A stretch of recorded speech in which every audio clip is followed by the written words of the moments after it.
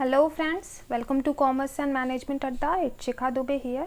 So today we are going to discuss about greenhouse gases and CO2 emission. Before that, if you haven't subscribed Commerce and Management Adda yet, please do like, share and subscribe it. So moving to our topic ahead. What is greenhouse gases? Greenhouse gases क्या होती हैं? Greenhouse gases any gases that has the property of absorbing infrared radiation emitted from the Earth's surface and re-radiating it back to Earth's surface, thus contributing to greenhouse effect. See, यहाँ पे infrared radiation को मैं थोड़ा समझाती हूँ. ये हमारा सन है, ठीक है, और हमारा ये अर्थ है. सन से अर्थ पे हीट आ रही है, ठीक है, in form of radiations.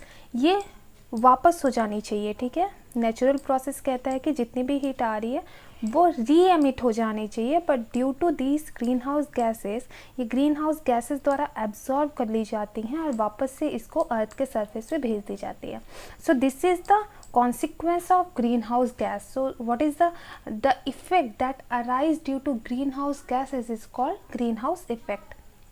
Green house gases से जो कॉन्सिक्वेंस आता है उसको हम ग्रीन हाउस इफ़ेक्ट कहते हैं. ग्रीन हाउस इफ़ेक्ट में मेनली होता क्या है, अर्थ का जो टेम्परेचर है वो डे बाय डे इंक्रीज हो रहा है due to these green house gases. और ये क्यों इंक्रीज हो रहा है? क्योंकि जो हीट री एमिट हो जानी चाहिए थी एटमॉस्फेयर में, वो इन गैसेस के द्वारा एब्जॉर्ब करके वापस से अर्थ की टूवर्ड्स भेज दी जा रही हैं. अब देख लेते हैं ग्रीन हाउस गैसेस कौन कौन सी हैं. वाटर वेपर हो गया. ये जो कंपोजिशन है ग्रीन हाउस गैसेस का, ये फिक्स नहीं है, this is flexible in nature, but इसमें से कुछ कुछ जो हैं वो बहुत इम्पॉर्टेंट हैं, जो कि हमेशा ही रहते हैं. इसमें एक आध दो और ऐड किए जा सकते हैं, जैसे हाइड्रोफ्लोरोकार्बन. जैसे जैसे नए नए सब्सटेंस आइडेंटिफाई किए जाते हैं वैसे वैसे इस लिस्ट में इंक्लूड कर लिए जाते हैं. तो ये हाइड्रोफ्लोरोकार्बन अभी रिसेंटली एडेड है. तो कौन कौन से मोस्ट इम्पॉर्टेंट है? ये वाटर वेपर हो गया, कार्बन डाइऑक्साइड हो गया, मीथेन हो गया, नाइट्रस ऑक्साइड हो गया, ओजोन हो गया. ये सारे ही बहुत इंपॉर्टेंट है. जिसका मेजर कंट्रीब्यूशन होता है ग्रीन हाउस गैसेस में, वो आप इंक्रीजिंग ऑर्डर में देख सकते हैं. नीचे से ऊपर जाएंगे तो ग्रीन हाउस गैसेस में जो हमारा कंट्रीब्यूशन है वो बढ़ता जाता है. जैसे कि वाटर वेपर का सबसे ज़्यादा पोर्शन होता है ग्रीन हाउस गैसेस में, approximately 70%. Then carbon dioxide, then CH4 that is methane, then nitrous oxide, then ozone, chlorofluorocarbon, hydrofluorocarbon. इन सब का आपको ये भी ध्यान रखना है कि मेन सोर्स क्या है. जैसे कि अगर मैं कार्बन डाइऑक्साइड की बात करूँ, जो कि बहुत इंपॉर्टेंट है, नेट के एग्जाम में पूछा जाता है. कार्बन डाइऑक्साइड एमिशन का मेन सोर्स क्या है? Transport industry is biggest source of carbon dioxide emission. Then अगर हम मीथेन की बात करें तो जो हमारे वेस्ट होते हैं, कहीं पे भी अगर आप बायो गैस भी प्रोड्यूस कर रहे हैं, वहाँ भी मीथेन निकल रही है. तो जितने भी वेस्ट मटेरियल कहीं पे डंप कर दिए जाते हैं, जैसे कि डंपिंग यार्ड वगैरह में, so that is means reason that cause methane. और मीथेन का जो कंट्रीब्यूशन होता है ये बहुत ही टॉक्सिक गैस है. ये 14% अराउंड ग्रीन हाउस गैसेस में कंट्रीब्यूशन देता है. Then another most important is ozone. Ozone की ही वजह से जो हमारा ये लेयर है, जिसको हम ओजोन लेयर कहते हैं, जो स्ट्रेटोस्फीयर में रहता है, वो डिप्लेट हो रही है. तो ओजोन लेयर का डिप्लेशन के मेन जो रीज़न है वो कौन कौन से हैं? वो क्लोरोफ्लोरोकार्बन हो गए, हाइड्रोफ्लोरोकार्बन हो गए. ये सारे मेन रीजंस हैं. इससे एक क्वेश्चन और अराइज हो सकता है. जब हम क्लोरोफ्लोरोकार्बन के बारे में देखते हैं, क्लोरोफ्लोरोकार्बन के लिए एक कन्वेंशन बनाया गया था जिसे हम मॉन्ट्रियल प्रोटोकॉल कहते हैं. मॉन्ट्रियल प्रोटोकॉल क्योंकि मोस्ट सक्सेसफुल इन नेचर है, सबसे सक्सेसफुल कन्वेंशन है, सबसे सक्सेसफुल प्रोटोकॉल है, जो कि क्लोरोफ्लोरोकार्बन को रिड्यूस करने की बात करता है, ओजोन लेयर को प्रोटेक्ट करने की बात करता है. और हाइड्रोफ्लोरोकार्बन की बात करें तो इससे रिलेटेड नया अभी 2016 में अग्रीमेंट बना, जो 2019 में इम्प्लीमेंट हुआ, जिसे हम किगाली अग्रीमेंट कहते हैं. ठीक है, तो यहाँ से आप ये बात याद रखिएगा. Moving to our topic ahead, इनके जो कंट्रीब्यूशंस हैं वो देख लेते हैं. जैसे वाटर वेपर का, जैसे मैंने बताया, 36% से लेके 72% तक वेरी करता है. देन कार्बन डाइऑक्साइड की बात करें तो 9% से लेके 26% तक, मीथेन 4 to 9% तक, ओजोन 3 to 7% तक। ये आपको याद रखना है क्योंकि इससे डायरेक्ट क्वेश्चन आता है। जो हम ग्रीन हाउस गैसेस, यहाँ पे मैंने छोटा सा पॉइंट नोट किया है, ये देख लीजिए। अगर हमारा ग्रीन हाउस गैस ना होता तो हमारे अर्थ का जो टेम्परेचर है वो 0 डिग्री होता, 0 डिग्री फ़ारेनहाइट होता। 1 फ़ारेनहाइट में 18 डिग्री सेंटीग्रेड होता है अप्रॉक्सीमेटली, तो -18 डिग्री सेंटीग्रेड होता, मतलब कि 0 डिग्री फ़ारेनहाइट होता, ठीक है। Because 1 Fahrenheit is equal to -18 degree centigrade. तो -18 डिग्री सेंटीग्रेड भी आ सकता है क्वेश्चन में, 0 डिग्री फ़ारेनहाइट भी आ सकता है।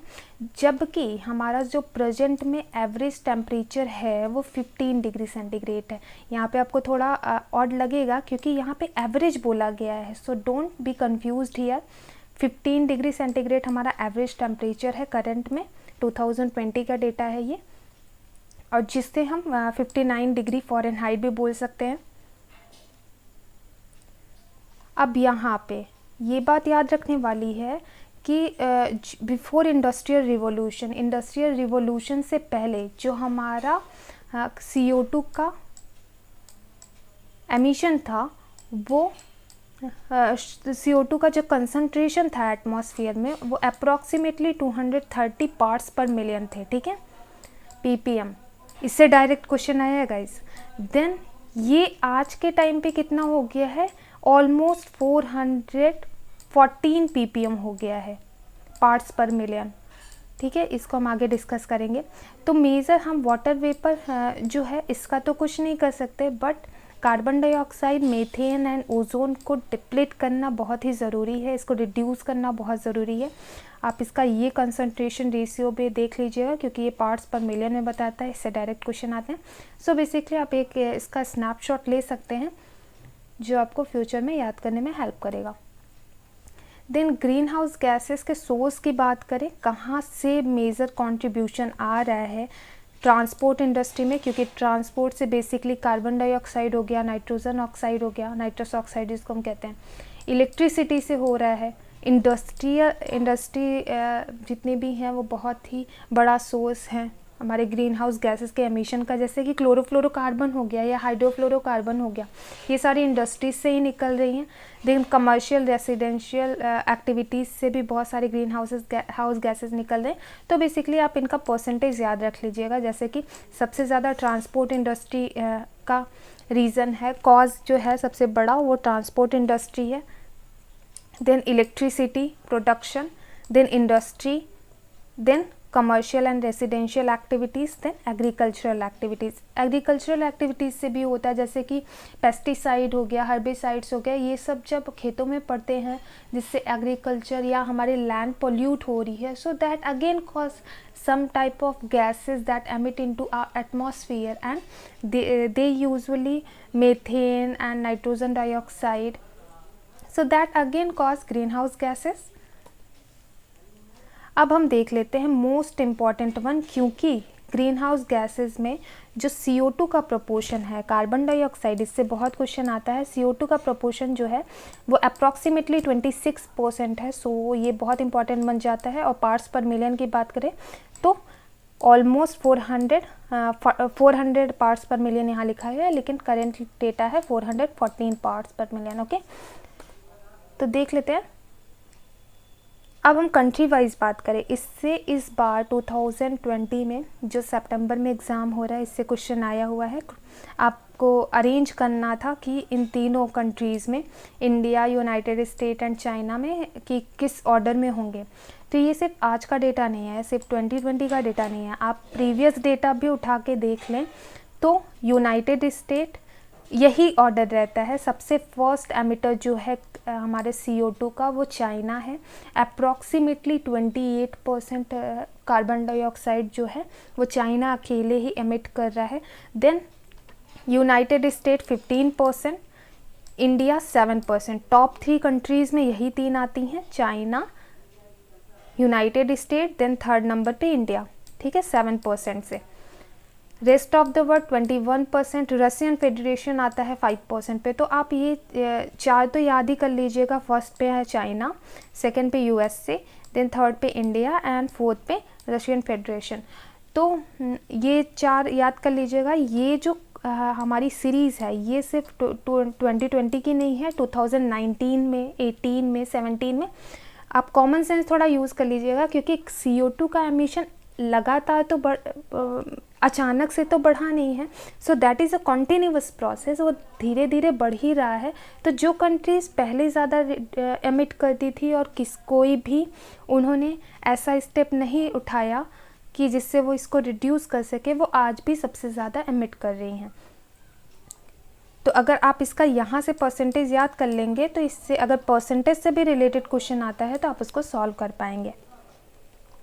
अब पर कैपिटा एमिशन की बात करें, CO2 का normal emission and per capita emission में क्या डिफरेंस है। जब हम पूरे CO2 एमिशन को नंबर ऑफ पीपल से जितने उसमें उस कंट्री में रह रहे हैं उससे डिवाइड कर देते हैं तो पर कैपिटा एमिशन आ जाता है, जिसमें यूनाइटेड स्टेट नंबर 1 पे है, then Australia, then Canada, then Netherland, Japan, Germany, China, UK।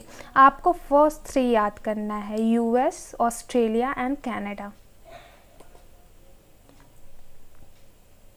ये कुछ फैक्ट्स हैं जो कि इम्पॉर्टेंट है, जैसे कि सिर्फ 2 फैक्ट्री अगर हम यहाँ पे कंपोजिशन देख रहे थे तो हमने देखा कि चाइना 28%, यूनाइटेड स्टेट 15%। तो ये दोनों आपस में ही मिलके अप्रॉक्सीमेटली 40% से ज़्यादा CO2 का एमिशन इन्हीं दोनों कंट्री से हो रहा है। तो यही चीज़ यहाँ पे लिखा गया है, इससे क्वेश्चन आया हुआ है, इसलिए मैंने ये पॉइंट यहाँ पे लिख दिया। देन 2019 का डेटा दिया गया है कि CO2 का जो पार्ट्स पर मिलियन है वो 414 पार्ट्स पर मिलियन है इस टाइम पे। So that's all for today guys. ये बहुत छोटा सा टॉपिक था जिससे कि बहुत सारे क्वेश्चंस आ सकते हैं, तो एग्ज़ाम से जाने से पहले इसको ज़रूर पढ़ के जाइएगा।